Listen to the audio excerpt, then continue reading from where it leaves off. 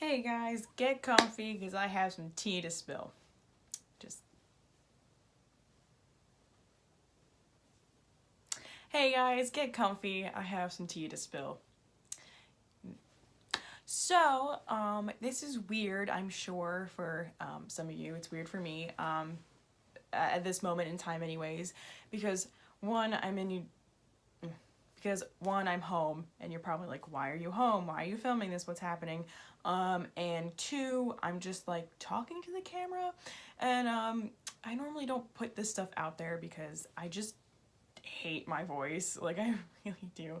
That sounds weird, but like, I just never feel like I have a good presence, like, when I'm talking to a camera, or maybe I just watch too much YouTube and like me seeing people talk online, I'm like, man, they do it so well, they're so funny, they're so organized. With me, I'm just like, I'm all over the place, I can't speak half the time, and I don't know. But anyways, I'm gonna try and look past that because I really just want to speak my mind for once. I want to put something out on the internet, like I seriously want to, and I feel like I need to. So the reason why I'm home and like I'm filming this and I'm not in Korea, at least I'm filming this now because it's fresh in my mind.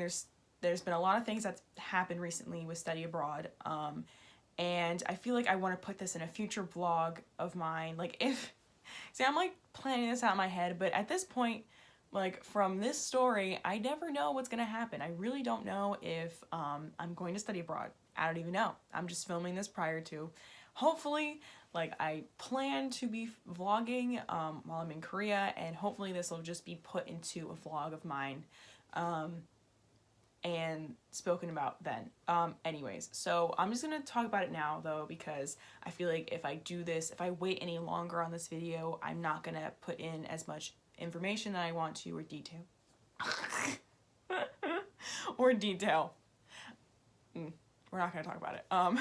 Also, I'm sorry if my, like, this phone is shaking. I really hope it's not the entire time. It's just, I'm on my bed, so, and it's just like a tripod sitting there, so I really don't know if this is gonna be okay. I might have to refilm it. I literally just filmed this video, except it was like a get ready with me, but I couldn't multitask. So if I explain something really bad in this video, I might add in clips of that video too. I don't know. We'll see what happens. My channel is not high quality. It's just average, low quality. I'm all over the place. I really don't know. Okay, anyways, so to start the video, sorry, I have notes here. Look how cute this notepad is. Oh my god, I love stationery and I love notes. Anyway, so I have notes here if I'm looking down, so I am slightly more organized than my last video. But okay, so I'm just gonna start from the beginning. And if you guys, anyone who's planning to study abroad, needs more information about going to Sogang specifically, or anything like that, if you're just interested, or if you just want to like hear me talk with like background noise, that's cool too. But yeah, so just know that this is my experience. I really hate when people say this, but it's so true. It's just like, this is my experience. Doesn't mean it's gonna be the same for you. Hopefully it's a lot better for you and your school is more organized. For the sake of this video, I'm just gonna be like switching people's names, and I'm just not gonna say my school. Eventually, I don't care if you guys know what school I go to, but just for this video, like, I just don't want anyone to know who I'm talking about, because I'm really not hating on anyone. I'm just frustrated. And I would just hate if anyone like found this video that was in this, whatever. Okay, so for starting from the beginning, when you want to study abroad at my school, you have to set up a study abroad appointment. So meaning you just sit down with one of the counselors there in the office and you talk about what major you have. I'm a lady. Where you want to go and just where to go from there. So I had my appointment June of last year, and I'm at that point, I'm going to be a sophomore in college, and my idea going into this meeting was that I was going to study abroad sometime in junior year, and preferably I'd like to go to South Korea. but I knew that my parents didn't really like the idea of South Korea. They probably were like, oh, you should go to Australia or something. Whatever. So I go into the meeting and I sit down with this woman. We're going to call her Barbara. Okay. That's not her name, but we're just going to say her name's Barbara. So Barb is sitting with me and she's telling, and this, you know, when I like first met her, like I do, obviously when you first meet someone, you have first opinions or, you know, just about them. So for me, I get intimidated pretty easily. Like I can just tell when I'm not really going to get along with someone when I first meet them. So I could just tell by this woman's vibes that I was not going to click with her well, but I knew that she was just the study abroad lady, so I'm with her, you know, for good 3 months. Anyways, so she, you know, was just telling me, oh my gosh, it's all coming back to me. I remember when I was first telling her, like, I'm a psychology major, I have a minor in criminal justice, and she was like, oh, like, what do you want to do with that? And at that time, I was very adamant that I was going to just become a flight attendant, like, right after college. And I still have that, like, that dream of becoming a flight attendant and whatever happens from there. But not really too much anymore. Like, I think I have more interest in law and, like, being a consulate, being, and now I can't think of the word. I almost said impala. That's an animal.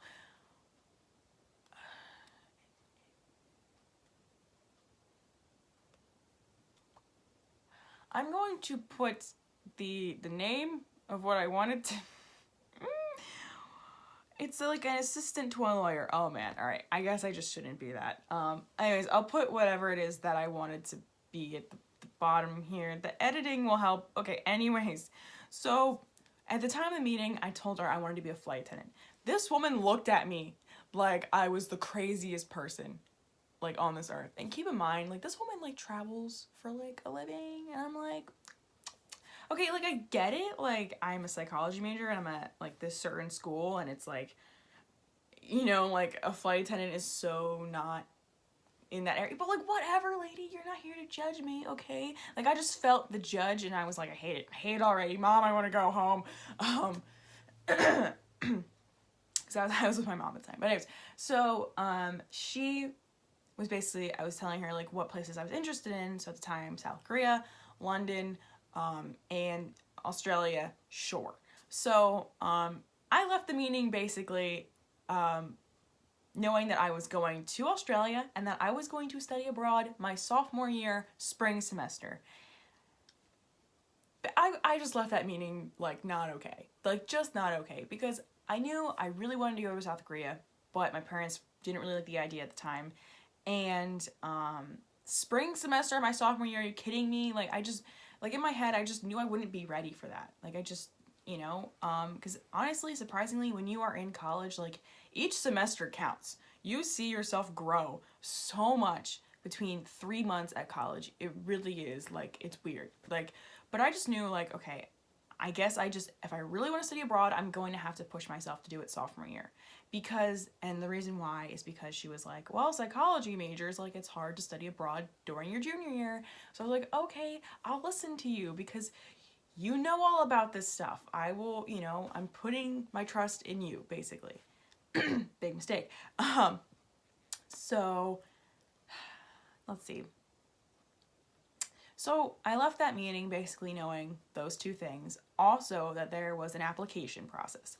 This application process basically is for me to apply for the study abroad program. So basically, to even be able to study abroad at all, I need to go through my school, and I need my school to say, hey, you're eligible.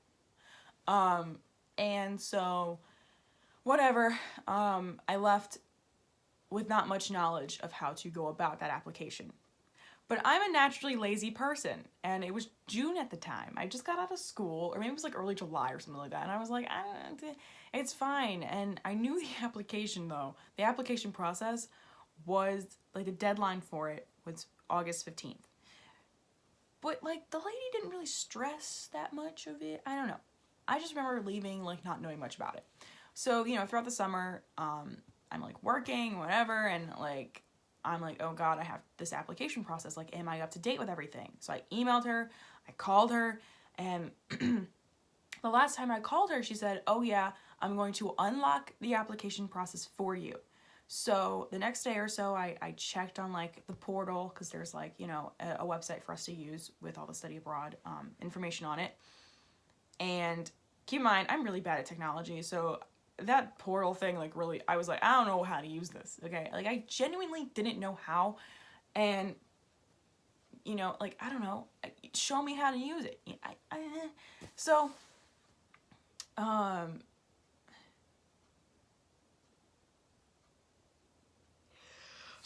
anyways. So, anyways, fast forward to whatever, we're... Okay, so fast forward to the second day of school. Okay, college started. I'm stressed out with classes already. You know, I mean, not really stressed out, but it's just like I already have a lot of things on my mind, and here, study abroad. So I go into the office. I'm like, hey, how's my application going? And they go, oh, you never started it. What? What do you mean I never started it? Like, I know I didn't start it, but I thought she unlocked the application. Like, I genuinely thought I was up to date. The website said I was up to date on it, okay? And then it's like, oh, just kidding. Like, the woman, Barbara goes, that's my fault. I never unlocked your application. Okay. So, let me clarify again, okay? I'm frustrated. I'm not angry. I'm just frustrated because this office, okay, they have a lot of very knowledgeable, helpful, kind people. There are 3 or 4 women who run this thing, okay, with like 2 grad students. They are not organized at all. They're just not. And it's so irritating because study abroad, and it's like you're sending these women, like, literally handle 9 to 10 people studying abroad each semester, probably more. Like, you don't, like, no one knows how to get themselves from point A to point B. Like, we are college students.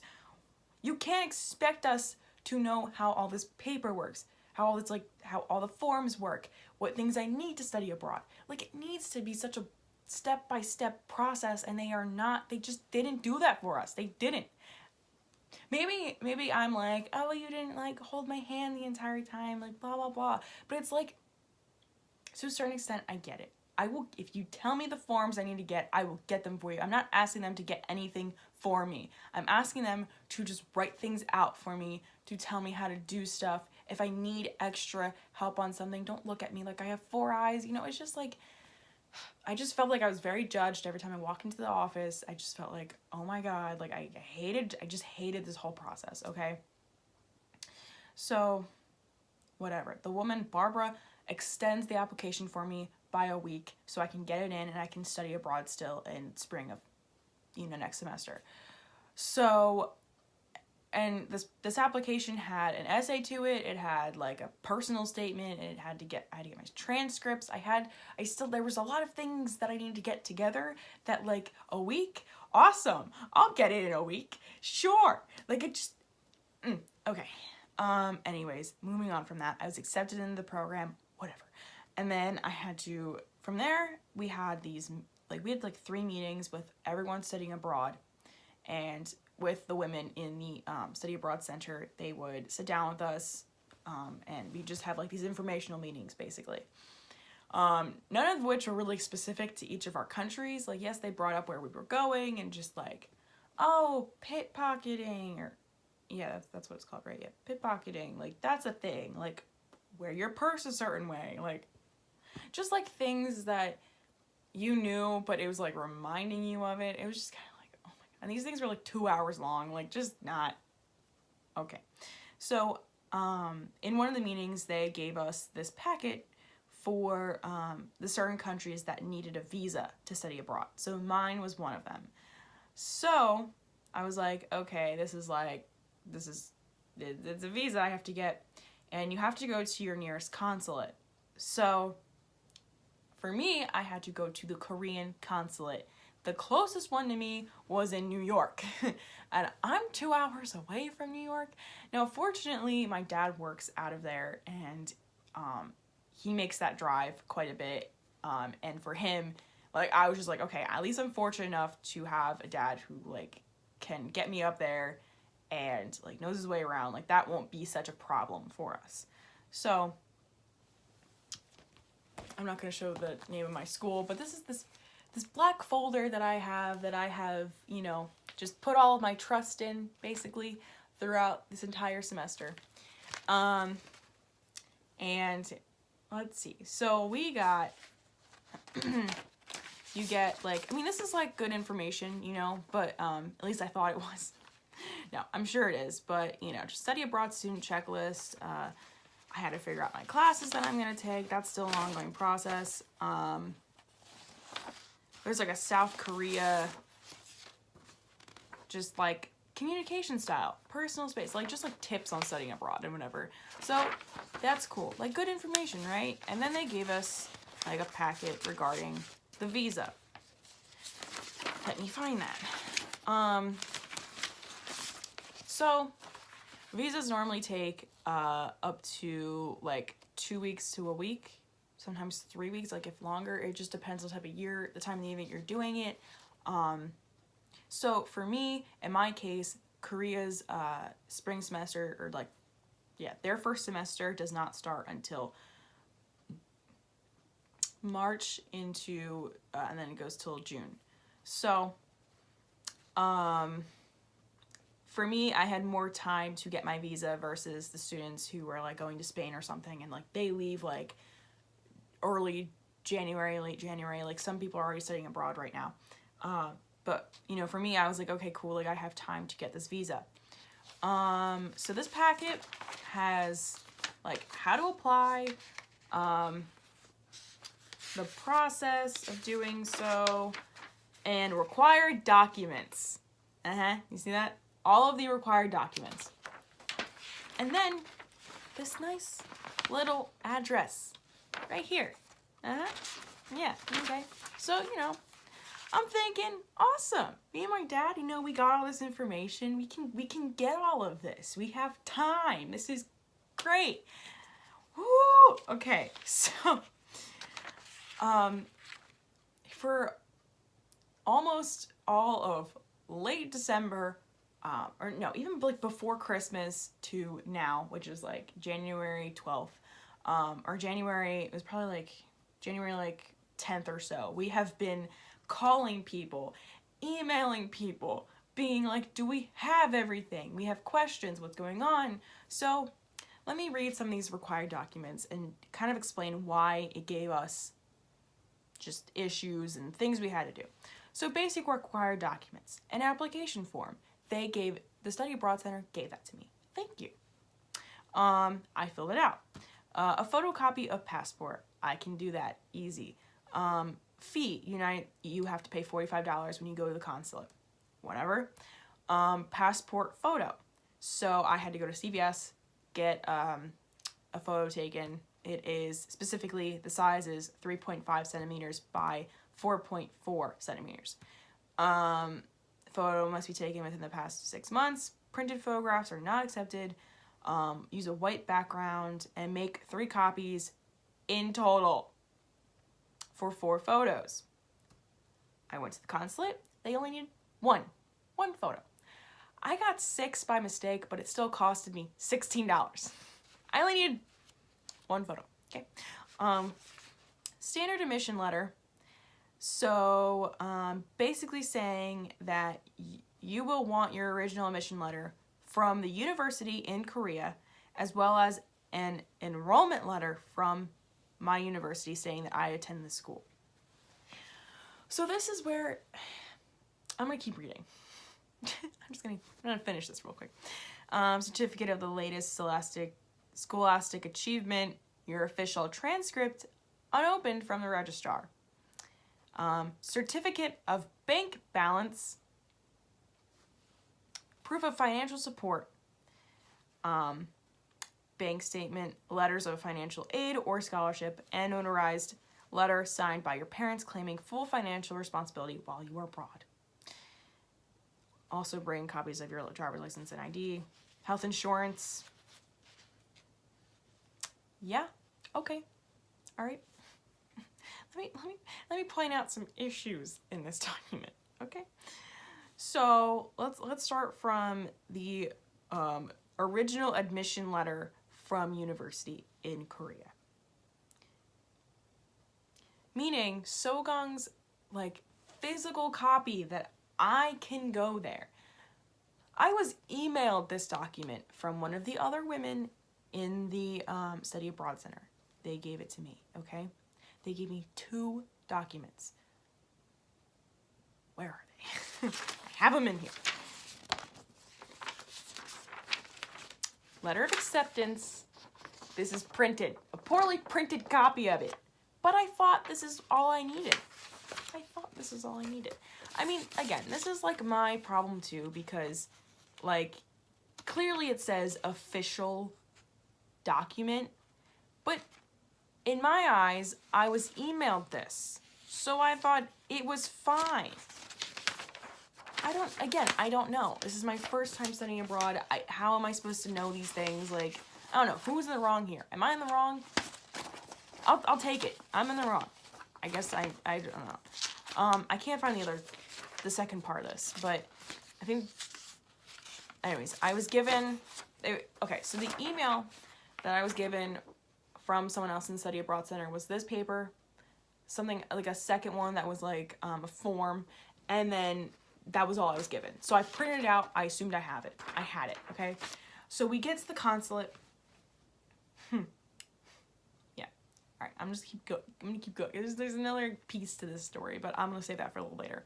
So we get to the consulate, and the guy is like, okay, you only need 1 photo for your passport. You know, you only need 1 photo. I got 6. And then you need these 3 documents, but the official ones, okay? Keep in mind, I gave him 2 unofficial ones. Where's the 3rd piece of paper? I don't know, sir. And what he was missing was the business registration form. Everyone studying in Sogong who goes to the Korean consulate, you need 3 official documents. So you have to get them from Sogong. You have to allow yourself time to get them from Sogong, have them mail them to you, and then give to the consulate. Can I make that clear? Please, if you were studying abroad in Sogong, you need this stuff. You know, if your study abroad program didn't tell you otherwise. So we didn't have that. So the guy at the desk was so nice and just, he was like, okay, if you can get that last piece of paper emailed to you, print it out, give it to me, I will just start the process of the visa. But next time you come to pick up the visa, you have to have that document with you. Okay, problem solved, I guess. And then the next thing is my official transcripts. That was another adventure, okay? Because we were calling my school, it was like still the holidays, and we were like, okay, we need these, apparently according to this document, we need these transcripts. So, and prior to this, my dad was having issues with financial aid because he was just like whatever, and like we thought it was like cleared up. So I called to get my transcripts, and they were like, I got an email saying you have a hold on your account, like you can't get these transcripts. So we're like, what the heck? Like my dad paid. It was just like so ugh. So then we called Barbara. We were like, hey, are you sure we need these transcripts? Like, I don't think we can get them, but you know, at this time, like we still have time. We have time to make time. So tell us if we need to make time to get them. Like, are you positive we really need to go this extra step to get these transcripts? Like, is the Korean consulate really gonna care that I go to this university and I've been there from this date to this date? Here's my GPA. Like, what? Okay, so of course Barbara's like, you should have it with you, okay? And then we call the Korean consulate and they're like, you don't need it.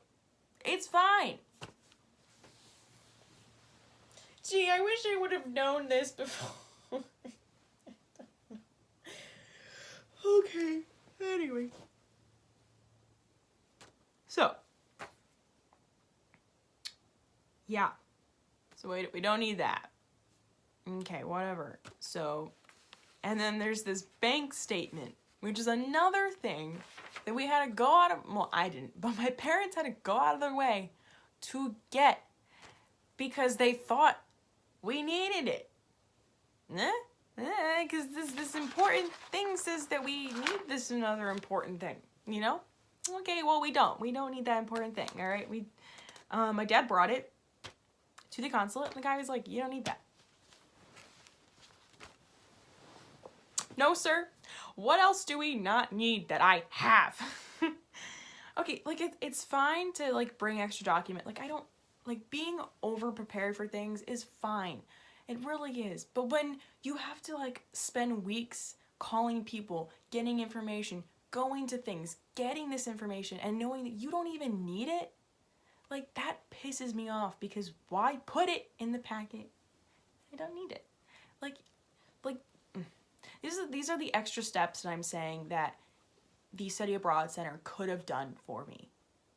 Like, prior to this. They could have called the Korean consulate and asked them, you know, would a student need these? Like, it's a simple phone call, and I get it. We can do it, all right? But it's irritating. Because why should we have to go out our way to get all these things, thinking that we need it because it says on your paper? Anyways, I'm gonna stop. You guys get the idea.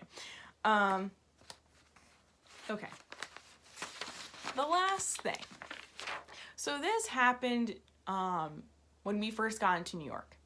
My dad, you know, this address. This address, okay? My dad assumes that it says embassy contact. There's an address on it. We're thinking, oh, this is even better. Okay. So it says embassy contact, and it says Korean consulate in New York. The consulate of Korea in the United States, and it gives an address, okay? So my dad plans his parking around this address. And, yeah, we think we're set to go. So we walk maybe like 2 or 3 blocks, and which isn't bad. It was freezing that day. The wind was awful.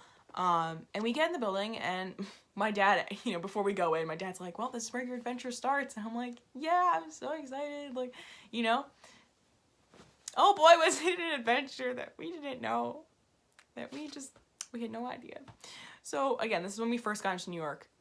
We go in, we're thinking it's the consulate. It's not the consulate. It is the embassy. This is the wrong address. The guy goes, oh no, like that's, and like these people are so sweet. They're like, no, you're down 10 blocks. Like literally, like, okay, it's not his fault. But I mean, he gave us the address and everything for the consulate. But we had to walk 10 blocks, okay? And like, I'm fine with walking. I was there and I was like, my dad was like, are you okay? And I was like, dude, I'm fine. Like, I'm pumped to be here right now, okay? I've never been more pumped to be in New York. I mean, I like New York, but I was like, I like walking. It's fine. This is fine. I'm having a great time still. And then we get to the consulate, and this is when all of these things happen, you know, like there was, oh my God, I can't speak. This was just like the cherry on top, you know? Oh, and for more information, you need a D2 visa if you plan to study abroad in Korea. Whew, okay, so this is where my journey, you know, this has been my journey so far. I think I might have to make another vlog because it's not over yet. It's not over yet because I still have to get my housing together and my classes together. I have to go on to the website and pick my classes. Now, I'm seeing another red flag because the person working over at Sogong, their study abroad center lead, or whoever I've been in contact with, we haven't had the most clear, like, emails. I'm not gonna, like, go into detail about it because it's not that important, but you're given a handbook when you go to Sogong, and it's very detailed, it's very nice, whatever, but in it, it says that there's an application to live in the Gonzaga, I gotta learn how to say that, Gonzaga Hall, where all the international students live, and there's an application apparently for that, but I can't log on until I have an ID, and then there's also picking classes, but I can't get on until I have an ID. At this point in time, I only have, like, a user. I don't even know what I have. I that's the thing, I don't know. So I emailed him saying, like, hey, like, how do I get this ID? Is this ID needed for this application process and for getting classes? Like, when will I know? Because in the handbook, it says that it'll be emailed to me mid-January, and that I pick classes January 23rd. So I'm just getting anxious because I need to know this stuff. I need to know how to log on to their course website and figure it out before the actual day that I pick classes. Because if I get my ID late and, like, it's on the day of the classes, like, I won't know how to use their program, you know? And I mean, that's just for any school. Like, you should know the layout of the program so that when the day comes to choose your classes, you're not all over the place and you don't, like, not get in any classes you want. So that's where I'm at right now. I just need my ID, and it wasn't emailed to me yet, so I'm just freaking out a little bit.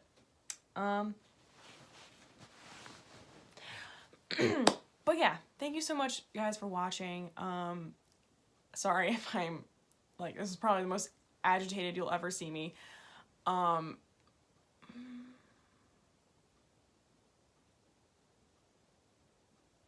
Someone's texting me at work, but yeah, anyways, so thank you so much for watching. Either this will be the end of a vlog, or I'll just go back to the other vlog, but yeah, thank you for listening to Past Holly rant about things, but I really hope this helped you guys. Again, I really hope you don't have to go through anything like this at your school. Hopefully it's more organized, but if you got any information out of this, I'm so happy. Just keep researching. You can never be too prepared, but, you know, just make sure you don't have to go an extra step if you don't have to go an extra step. Okay? But, alright. Thank you so much for watching, guys. Bye.